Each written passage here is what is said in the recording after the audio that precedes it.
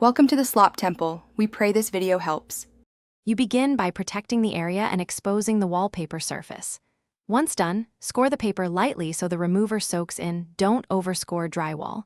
Apply warm solution with a sprayer or sponge, saturating 1 to 4 square foot section. Let it sit 2 to 5 minutes. This softens the paste. If you see seams lifting, start peeling there. Make sure to keep a bucket and putty knife ready to catch loosened strips as you go. You continue by removing the softened layers systematically.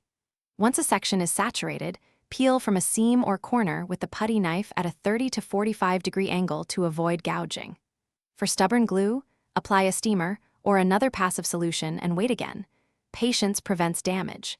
After visible paper is gone, scrape residual paste gently and wash the wall with warm soapy water or a TSB substitute to remove oils. Make sure to rinse well and let the wall dry fully before moving on. You finish by smoothing and repairing the substrate so new finishes adhere.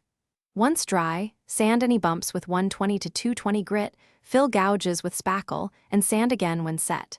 Make sure to wipe dust away, then apply a stain-blocking primer to seal any residual adhesive or tannins.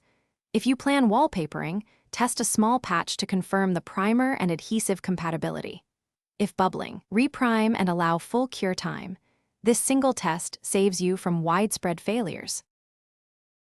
Thanks for watching. Consider subscribing if we helped you.